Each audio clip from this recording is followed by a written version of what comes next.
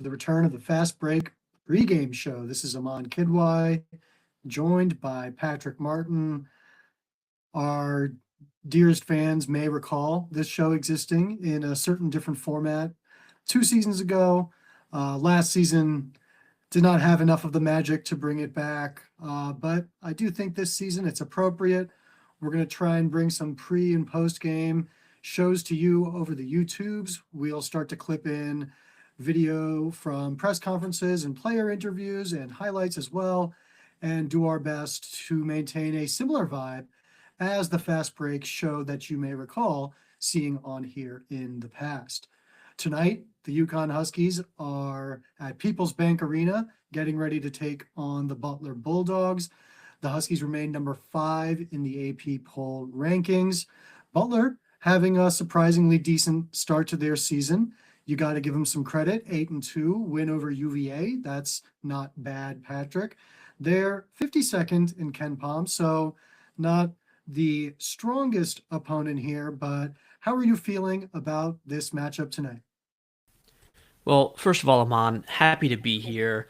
The last time we did this, we were in Phoenix.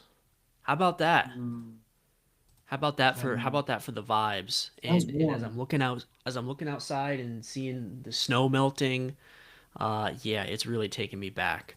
But anyway, yeah, Butler, let's talk because if you're not nervous a little bit and a little tight before this game, I'm here to say you probably should be. Rattle off some stats here for you. UConn has won dos, do conference openers under Dan Hurley, so he is 2-7. And the one last year was an overtime squeaker versus Xavier, so you can make the case that they've only won one conference opener under Hurley in regulation, which was on the road against Butler in 2022, I believe. And then also UConn has never lost to Butler. So 11-0 facing off with 2-7, something's got to give. And when I woke up and saw the spread there, I think is 14 and a half. That is a lot, Mm. Amon, because Butler has some good wins. The UVA one, that's not nothing. And they've got two game breakers in Finley Bizjack and Michael Ajayi. We'll get to more of them later. Some really nice complementary guys, pieces, role players that fit what those two do well. A coach in Thad Matta who can scheme up some mischief. And they do things that UConn has sort of struggled with despite their elite stature. They prevent free throws and are really, really good at getting to the line. Obviously, UConn is 290th in the country in free throw rate. Not great. And Butler is 10th nationally in offensive rebounding percentage. They lost point guard, kind of table setter, and their best perimeter defender, Jalen Jackson, to an ankle injury for the year. But they've been without him for 4 games, so they're starting to find their footing. But the real focus that I want to do this show on is Bizjack and Ajayi. I know it sounds like an Arsenal EPL duo or an Adult Swim show you weren't allowed to watch as a kid. But whatever they are 40% of Butler's production. And I don't really care who you shut down, but one of them has to have a bad game. Ajayi never really got off the bus last year for Florida and is more than making up for lost time in Indianapolis. 6'7", bruiser. His jumper's a little bit better. Just relentless pressure on the rim. In my head, I was thinking, watching some of his film, Kadari Richmond with less handle, a little more size and athleticism. And that's the type of dude that Thad Matta loves to run through, those skilled forwards. He put up 28 and 15 in a double OT win against Providence. Played every minute of that game, shot 16 free throws. He averages 3 offensive rebounds per game, so that's going to be circled twice, maybe 3 times on Hurley's whiteboard. Alex, the sequence, Caravan, we'll get the first crack at him. But this is also a great game, I think, for Jalen Stewart to build on his momentum. He's done well guarding the Eric Dixons in the past. He has checked everyone from Koa Pete to Andrei Stojakovic a little bit, and he's averaging 9 points a game and 4 rebounds in his last 3 games. So really a chance for him to build on that heading into the conference slate. Moving over to Bizjack. He has gone from, in 3 years, an irrational confidence guy to just a purely confidence guy. He leads Butler in scoring, and he is just the classic, like, I love him if he's on my team, and I hate him if he's not. And especially with the way he's growing out his hair now. He's just going to be the guy you love to hate. Usage rate has gone up crazy since Jackson went down. He's a 3 level scorer. I mean, he is tough, and he's taken kind of like the chaos that he played with in his first 2 years and really honed that to be an effective 3 level scorer. And really look for UConn to try to run him off the 3 point line, make him a driver, make him a passer. He's still gonna probably get his, but you just can't have him going nuclear from three. Something to watch I'm looking at is like who guards him. Solo ball probably, but Solo Ball is still kind of improving as a defender. Maybe you put Silas Demery on him and have Solo Ball guard their freshman point guard Stink Robinson. But between those two, one of them has to have an off night for UConn to kind of comfortably win. Yeah, Ajayi, I think, by the way, Gonzaga transfer. But yes, you were right. He didn't really pick up in terms of getting playing time there. And yeah, interesting what you say about the matchup with Stewart, who Dan Hurley has had a lot of praise for recently, both in terms of what he's brought defensively, but also being productive offensively as well. And Finley Bizjack, yeah, that is a NCAA. You're in the year 2042 in the video game, and you get a recruit, and it is named Finley Bizjack, and it kind of looks like this Finley Bizjack as well. This is a create a character looking dude, or sorry, NCAA automatically generated recruit looking and sounding dude. But yeah, he's definitely a hooper, and both are really interesting defensive matchups for UConn. Like you say, I am going to be really interested to see who locks up Bizjack, because that's going to be important, like you said. In terms of these spreads, conversations about the Vegas line, I'm starting to come to a realization. I mean, first of all, that I do not care for this framing of the game as something that we should really look at or think about.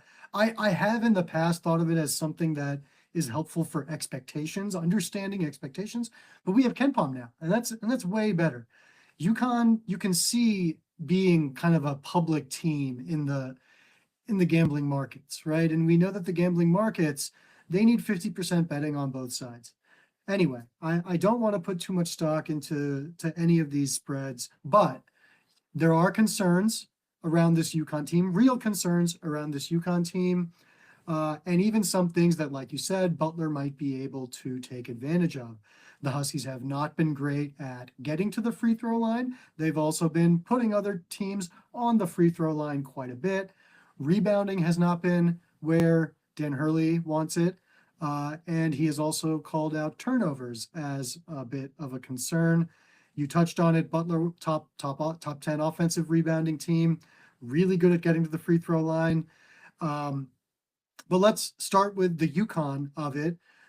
What's your reaction and sense of these brewing concerns around things like free throw rate and rebounding in particular? Um, it's something to monitor. You want to monitor the situation. You don't need to fully hit the panic button. I think back to what our co-host Dan Madigan says. Like I'm in the room with the panic button, but I'm not. I don't know where it is. It's probably like underneath the laundry or it's in the closet somewhere. I don't have the panic button out, or it's that Christmas gift that like you haven't really opened yet and gotten a lot of use of. But you're aware, it's there. Like someone, one of your kind of extended family members got it for you, and yeah, that's nice. That's kind of where I'm at with the panic button, um, because the personnel.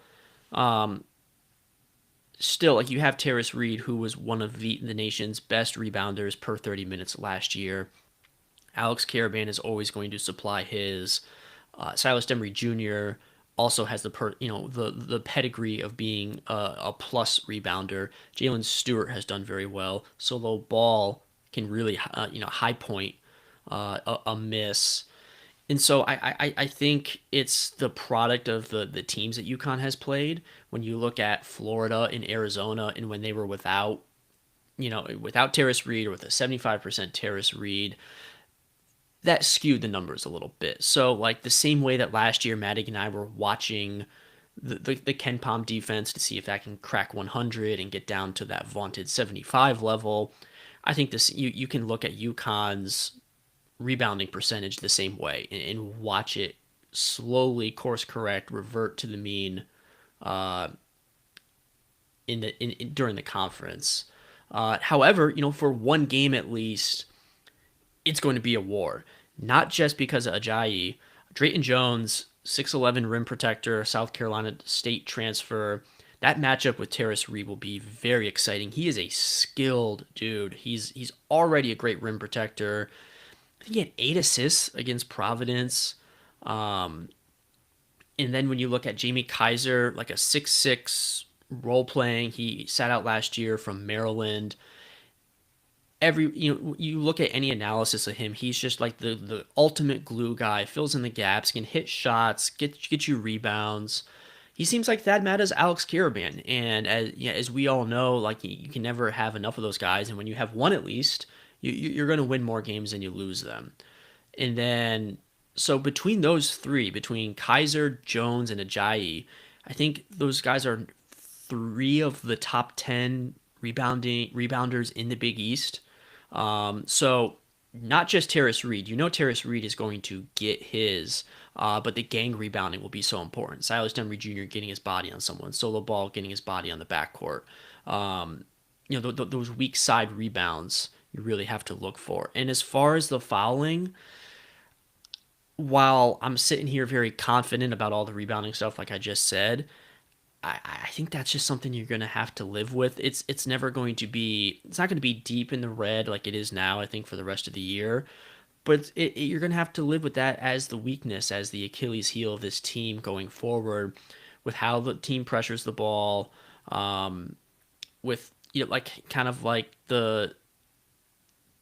some of the foot speed isn't necessarily there, that with the that is what they're trying to do, is pressure you, speed you up, funnel you into Terrace Reed, funnel you into Ryba, and force mistakes from there.